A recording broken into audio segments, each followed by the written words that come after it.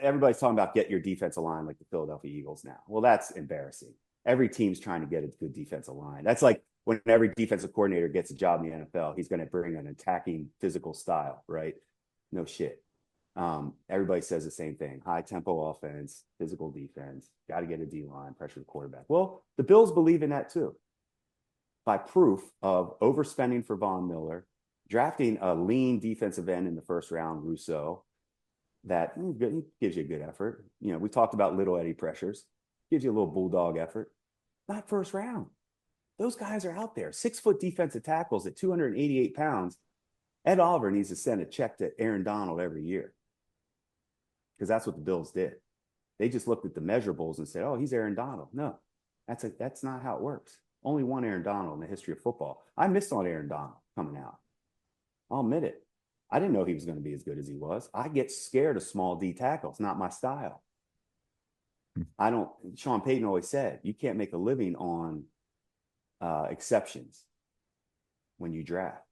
So when you see one, when you get a Jyree Evans, like we did in New Orleans from Division II, trust me, who's the next Division II guard dominate the NFL since Jyree Evans? Haven't been one.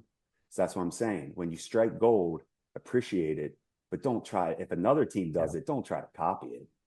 And that's all they did. The Bills just went off Ed Oliver's measurables. Hey, he could be Aaron Donald.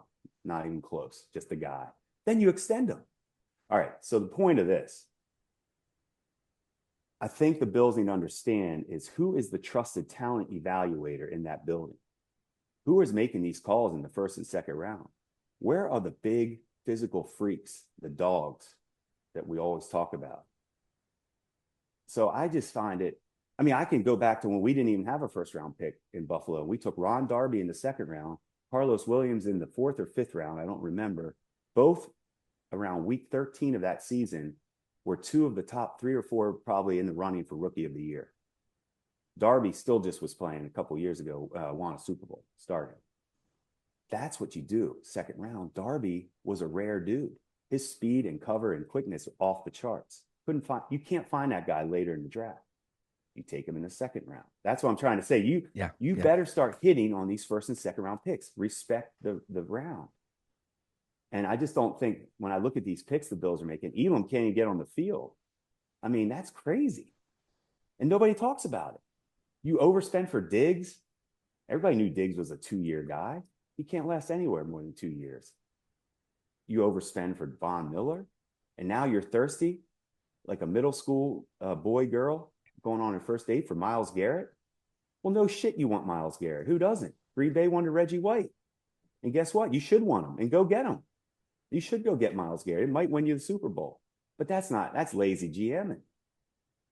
That's a lazy GM, in my opinion. That's an easy one. The hard GMs are finding those first round. Like, well, I take pride when we were in New Orleans drafted. We won the Super Bowl. Guess who we took that year after we won the Super Bowl with the last pick of the first round? Patrick Robinson, Florida State. Starting corner for years.